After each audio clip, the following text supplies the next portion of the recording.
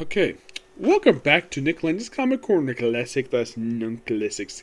This is episode number 1635, and Doubleshot number 1529. Now I have one DC and one Marvel trade, and both of these are crossovers. Though technically this was a bi-monthly series, the first one, but it did have a lot of tie-ins to it. We have Brightest Day, Volume 2. And this contains issues, I believe it's 8 through, I think it's like 14, isn't it? No, 8 through 16. That's what we have in here. Now, there is 3 different focus characters in this particular set of issues. Now, Hawkman, who's in here, he gets a little bit focused, but he's not the main driving force of these issues. No, a lot of the time for these issues, it's mostly Aquaman and Martian Manhunter, with a little bit of Firestorm. Yep, at one point in this book, we have the debut of Deathstorm, basically a zombified version of Professor Martin Stein. He pops him here for a couple issues, and that's it. Batman's in this book, who is in his Batman Inc. costume. Yep. He's in here for roughly just a couple issues. Yes. He's here mostly just to... of course, we also have a brief cameo by, of course, Oliver Queen. Yep. Yeah, Oliver Queen does not really play a royal role in this big one. Yeah, his stuff is mostly explored in the pages of his own solo book. Yes. Now, in the case of Batman, his stuff for him is mostly put just some setup. Basically, you would see where he's like, after he has the brief possession of the White Ring, he goes search for Maxwell Lord. Yeah, simple. The whole purpose of him is to set up his role in Justice League in Justice League Generation Lost. That is simply put what that is. And we also see the development of a relation between Deadman and Dove, where they make out. Yep, they kiss. Yeah, Hawkman's focus stuff is here just for a couple issues. He about his half set with Shaira. We also have a brief appearance by... Here's a surprise of this character, the Resurrection Man.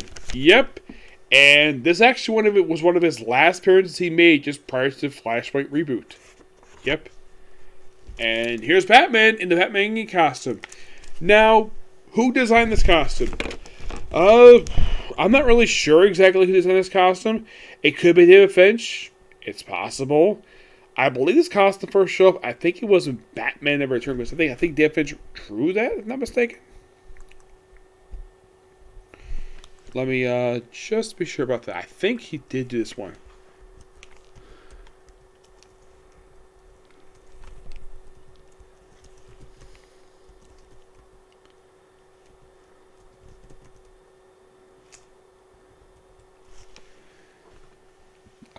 Excuse me. Yes, because that was in this particular giant-sized one-shot that came out in, like, late 2010.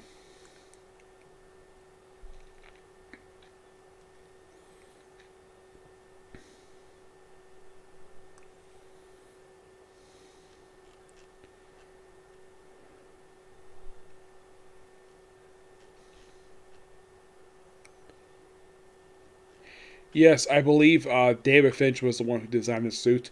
If I get a chance to speak to him again, I will discuss about that. Yeah, Simpa, he's here just for a couple issues. And, yeah, just basically he's here just to acknowledge the fact he's here. We have a brief appearance in here where he fights Mr. Freeze.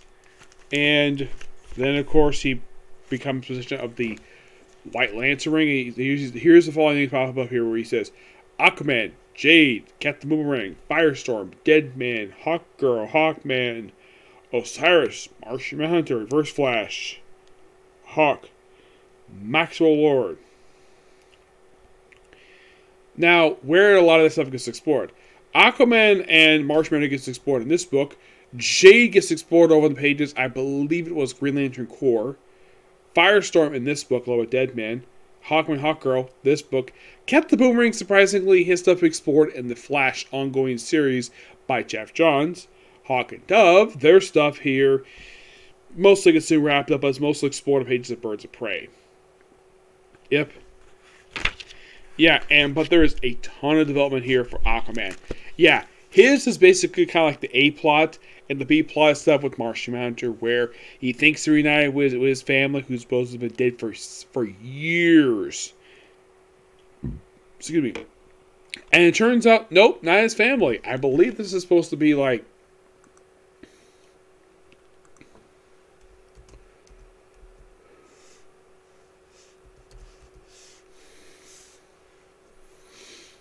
if I remember correctly, I think it's supposed to be some kind of like,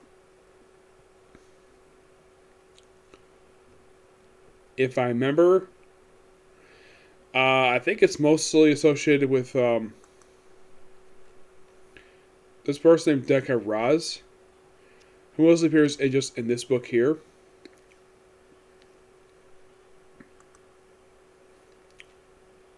There is stuff with Miss Martian herself in this book, but it doesn't really get explored here, per se. No. No, it doesn't. Yeah, the weird thing about her character is that she appears in this book, but I think like after this book, she didn't really do anything at all. No, seriously. This book was basically, she's one of those characters where this book here was actually one of her last appearances prior to the reboot of 2011. Yeah, it seems like as soon as this book wrapped up, she completely disappeared from comics. Mm-hmm. Though there was a return of this character in the pages of Teen Titans, well, as a panel. I think she appeared on a TV screen. She didn't really do anything per se. No. Yeah, she actually did not make a full appearance until just a few years ago. Yep. So it took her 6 years. This, of course, after the series wrapped up, that she actually made a proper return to comics. Yes, she's in this book for a certain period of time. Yes, she is here just for a few issues, and like in here, she's in here for like one issue, and that's it. No, seriously, that's it. Mostly put, she just hangs on the pages of Teen Titans. That's where mostly you can find her. Mm-hmm. But in the case of this book altogether, it is really, really good. The stuff with Aquaman is mostly put, basically, it feels like Jeff Johns. I believe this is stuff basically, I don't know if this was Jeff Johns writing this or Peter Tomasi.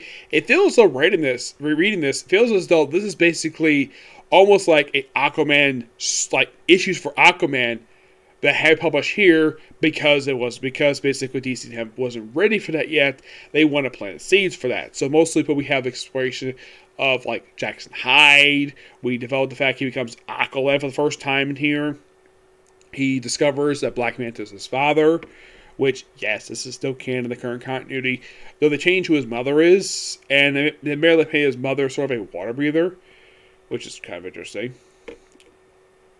But yeah, the Aquaman one is the big driving force of these issues, aside from the stuff with Deadman, Hawkman, and Martian Manhunter. This book is fantastic. David Finch does a great job with the covers still, and of course, PG Tomasi and Jeff Johns do a great job with the writing of this book. I think Ivor Reyes. Yeah, we have a few of the same artists on here. We have Ivor Reyes, Patrick Gleason, Edwin Scherf, Scott Clark, and Joe Perito. Yeah. Great book, 10 out of 10. Fantastic book. Sweet. Can't Review Volume 2. Next up we have Doctor Strange, Damnation, the Complete Collection. Now, before I talk about this actual trade stuff in here, I have to talk about something about this trade. This trade is really hard to find, despite the fact this book came out 3 years ago. Yeah, I did find a copy of this on Amazon for about $100. No, seriously.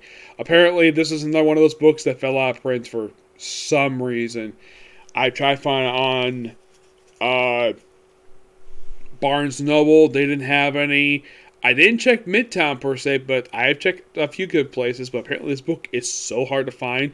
So I decided, screw it, order from ILL. Now, I've already discussed a couple things published in this book, and that's the main miniseries, Damnation, and Doctor Strange tie-in. Let's first talk about the Johnny Blaze Damnation Johnny Blaze one-shot. The only one-shot part of this storyline. Yep, it's the only one.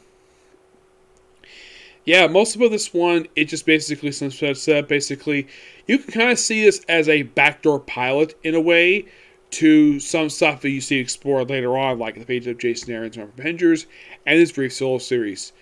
Mostly for this book, it's just basically Johnny Blaze become King of Hell. That's what's the major thing about the story. Now, there's a couple other books in here. We have the final issues of Iron Fist. Yes. These issues are I love the Iron Fist issues. I think these issues are really good. We have Iron Fist dealing with Doctor Strange Damnation stuff, and he basically is reunited with Fat Cobra for the first time in quite a while. He came to the Las Vegas, check out the sites, and basically got all to hell thanks to Tanks and Fisto. And then he gets dragged into an underground fight club where he runs into Orson Randall. Yes, Orson Randall, his predecessor as the Iron Fist. Who, get this book came out in 2018. The guy's been dead since 2006. Since Immortal Iron Fist number 6. We also return of a demon in this book called The K. Yeah, he's a character Iron Fist fought in Marvel Comics Presents. Yeah, seriously. Also, and I thought this was really cool, the fact that we meet Iron Fist's sister, Miranda. Yes. I think this actually is her first appearance. I'm not really sure. Let me take a look at that. Because I think this was her first appearance in here.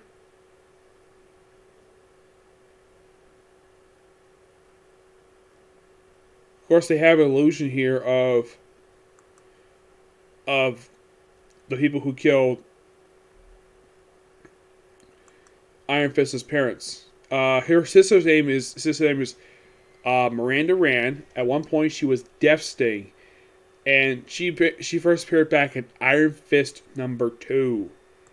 Yes.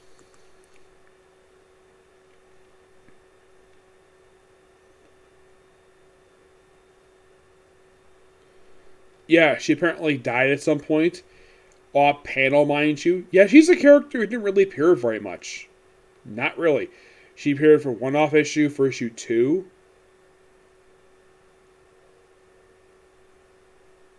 Yeah. In issue 2 of Iron Fist, Chris Comics created her.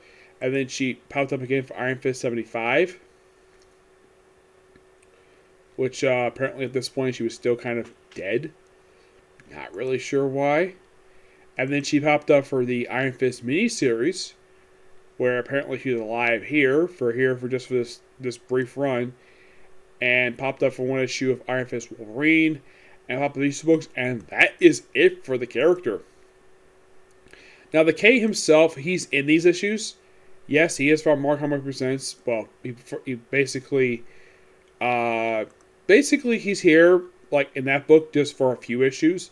Yeah, get this. First appearance, Marvel Comics Presents 116, and he appeared from those 3 issues only. And I think he just appeared just in the Iron Fist stories.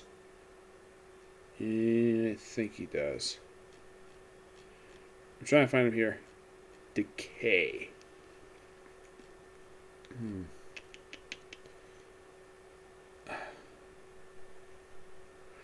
Yeah, so basically he appeared in a team story of Iron Fist and Ghost Rider.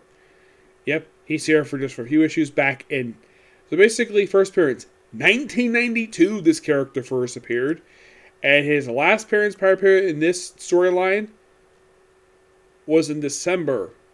Well, I think it was December of 1992. Yes. And here he is appearing in issue number 79, which came out in 2018. So it took this character, get this, almost 30 years to make a return.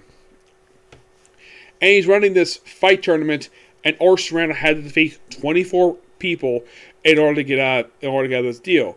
And they kind of altered with the appearance of a Fat Crow. Apparently he's reunited with his dead mother. Yes, Fat Cobra's mom. I'm like, okay. And there's Mo Chu. She's a very lovely woman. Yep. And this actually is our very first appearance. Now you might be thinking, who created Fat Cobra? Ed Brubaker, Matt Fraction, and David Aja. Yep. Yep. And after defeating the K, who had been brought before, will go before Mephisto, he wasn't seen again until he popped up in Ghost Rider. Yeah, he appeared in the Ghost Rider book, the most recent book. Yeah, he appeared just for the opening issue, and then he appeared for Spirits of Ghost Riders, Mother Demons, and that's it. That was his last appearance. And that was actually just a year ago. And you're thinking, really? So you have a character who pops in this book for the last couple issues, and after this book, he doesn't make an appearance again for, get this, for over a year. Well, apparently he dies in the opening issue. It's almost like Ed Bronson, who brought this character back. Yeah, he wrote this book too. And then he kills him off in the opening issue. And you're thinking, really? Yes, really. But I love this three-parter. And then the book ended. For no reason. There was no announcement in it. It just abruptly ended after the three-parter wrapped up. Yeah, they got the Fight Club. Miranda's alive now. Fat Cobra's mom is alive. Orson Randall did die once again here at the end of the storyline. Which, I appreciate the fact Ed Bronson treated this character with a very good amount of respect. Like, wow. I am so happy what he did with this character. He gave this character an excellent death. And high praise for Ed Bronson's run for Iron Fist. I'm not too sure. I'm going to give my final thoughts on... Before I continue with the Ben Riley Scott Spider issues, I want to give my final thoughts on Ed Bronson's run for Iron Fist.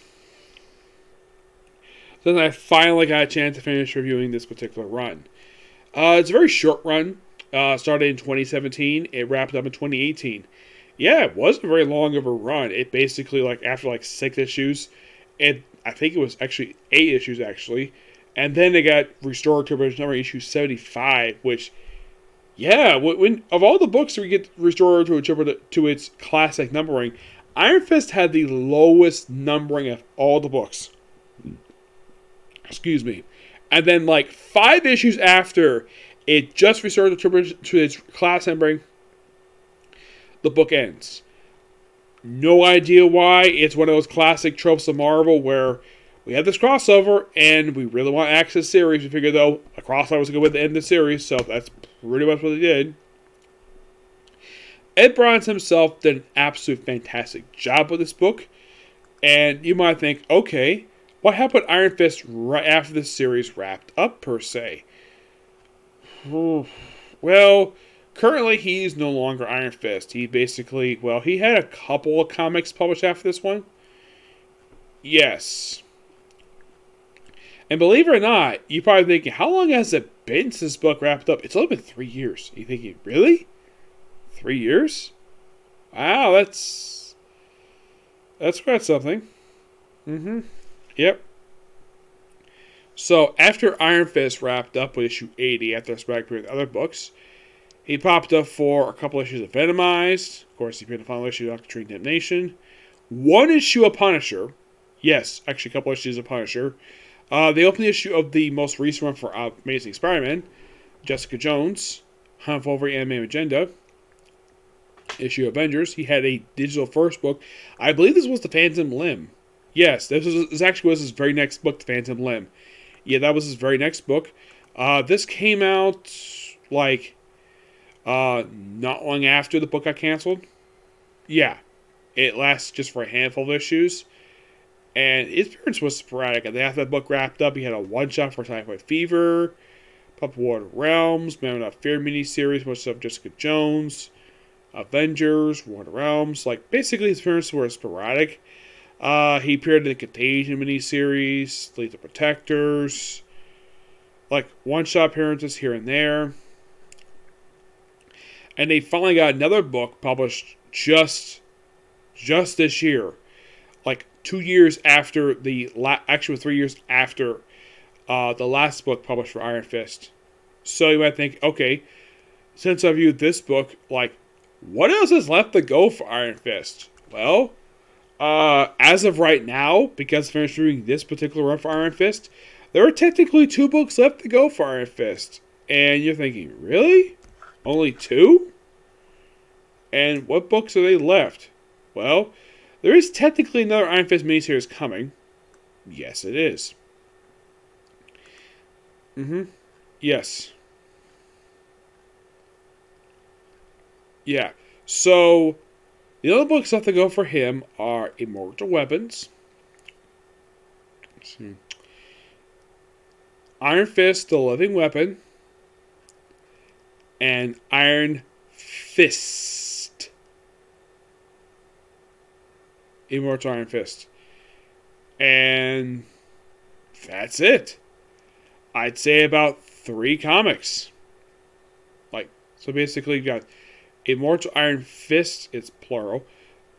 Well, there's also Iron Fist Living Weapon, and Immortal Weapons, and that's it. Basically about 3 books left to go for Iron Fist to review. Yeah, only about 3 left to review for Iron Fist. And he's pretty much done for reviewing wise for a character. I mean, the only couple characters to read everything for them are just basically Carol Danvers and Kamala Khan. Iron Fist is basically slowly becoming that very next character could do that for. The last thing to talk about here is the Ben Reilly Scarlet Spider issues. These issues are not much to talk about per se, unlike the Iron Fist issues, which there's a lot to talk about per se. Mostly put just basically explaining kind of what Ben Reilly was up to during this whole stuff. I mean, after all, he was the only superhero operating in Las Vegas.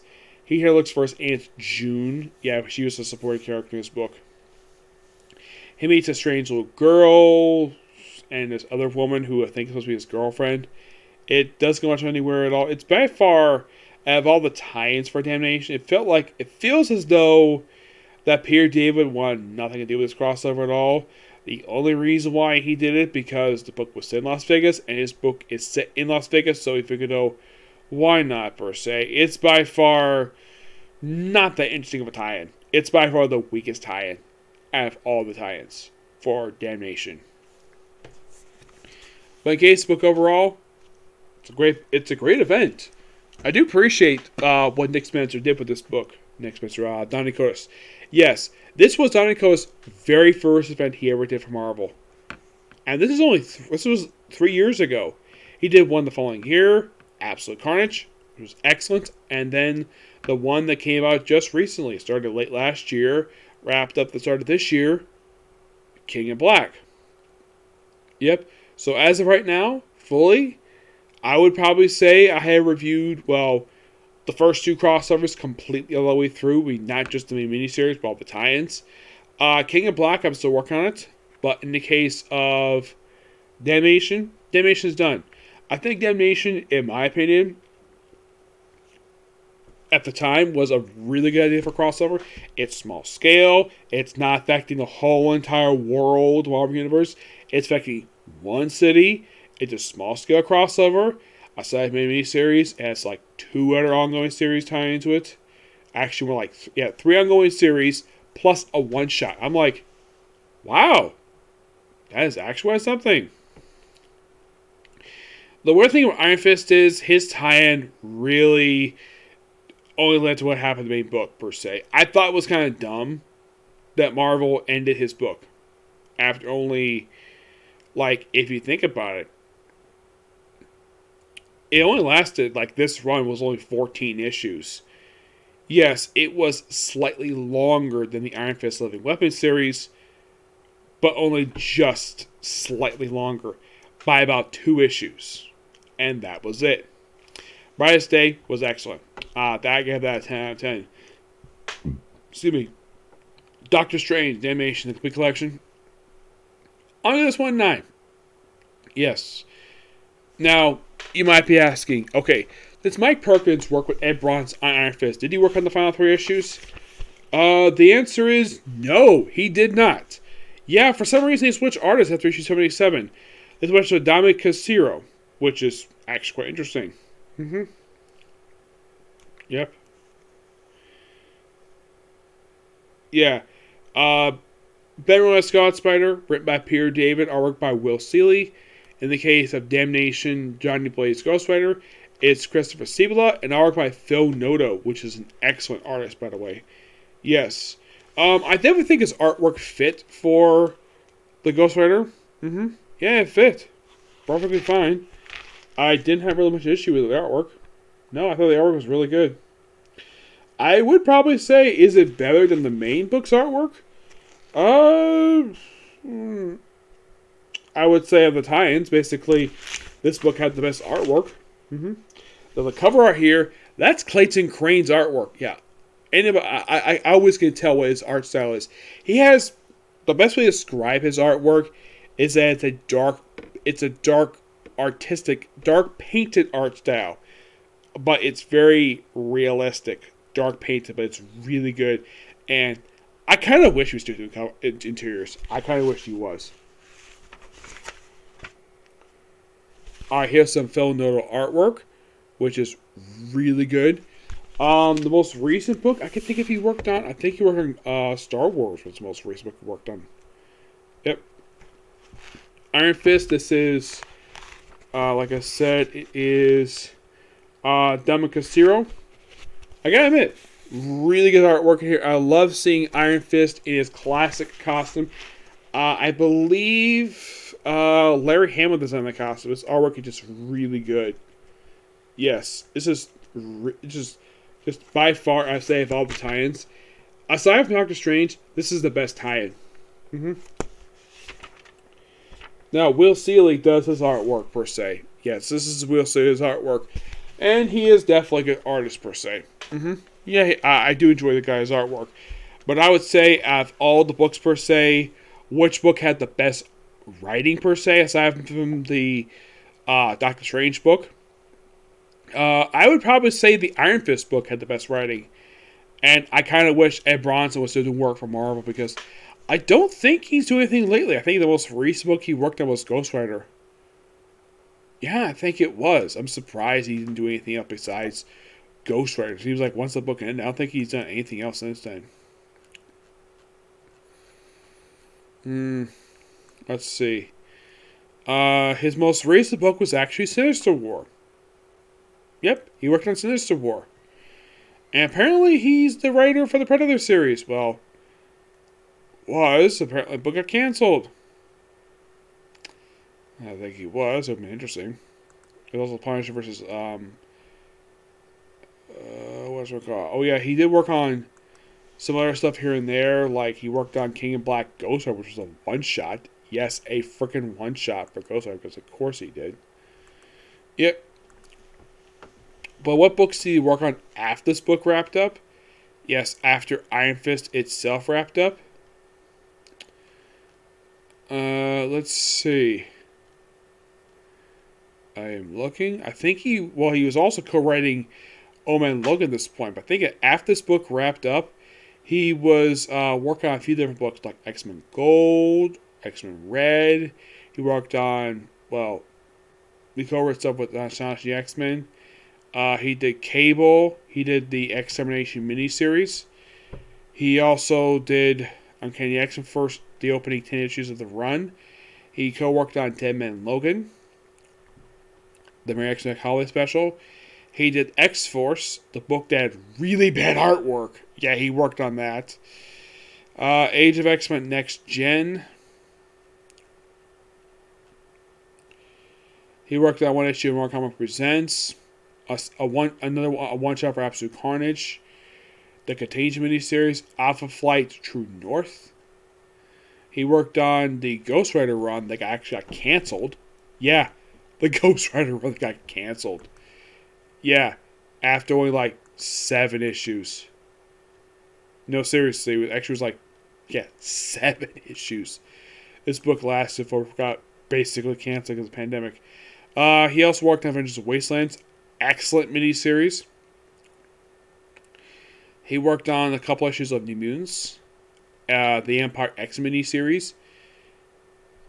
Yeah, he worked on some stuff here and there, but I think his most recent work he worked on was Sinister, which I'm looking forward to reviewing that when I get a chance to review it when it's digitally, or at least going to be handed in the trade.